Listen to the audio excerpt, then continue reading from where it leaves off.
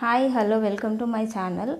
Big బాస్లో మణికంఠ ఆయన past స్టోరీని అసలు ప్రతిరోజు చెప్తున్నాడు వచ్చినప్పటి నుంచి. నామినేషన్స్లో కూడా ఈరోజు ఎపిసోడ్లో మొత్తం ఆయన స్టోరీ చెప్పాడు. ఎలా అయిపోయిందంటే ఇంకా ఆయన నామినేట్ చేసిన వాళ్ళను లేకపోతే చేయాలంటే భయం వేసేలాగా చేసేస్తున్నాడు. ఆయన సిచ్యువేషను చేసిన వాళ్ళను గిల్టీగా ఫీల్ అయ్యేలాగా చేస్తున్నాడు. అందరూ ఎమోషనల్ అయిపోయారు ఆయన చెప్పే స్టోరీకి. ఏడ్ చేశారు. కానీ ఇలాంటి స్టోరీ చెప్పొద్దు అని అన్నా కానీ ఆయన ప్రతిసారి అదే సెంటిమెంట్ని యూజ్ చేస్తున్నాడు. అఫ్కోర్స్ ప్రతి ఒక్కరికి ఉంటుంది పాస్ట్, ఆయనది ఇంకా కొంచెం బ్యాడ్ అనే చెప్పుకోవాలి. కాకపోతే అది వీక్నెస్ లాగా కనిపిస్తుంది చూసే వాళ్ళకి. ఓన్లీ ఆ ఎమోషన్ ఆ సెంటిమెంట్తోనే లాక్కొస్తే బిగ్ బాస్లో పని అవ్వదు. వాళ్ళ బిహేవియర్, వాళ్ళు ఆడే టాస్క్లు, వాళ్ళ పర్ఫార్మెన్స్ అన్నీ ఉండాలి. ఓన్లీ సెంటిమెంట్ని మాత్రమే పండిస్తున్నాడు నాగమణికంఠ అని అనిపిస్తుంది.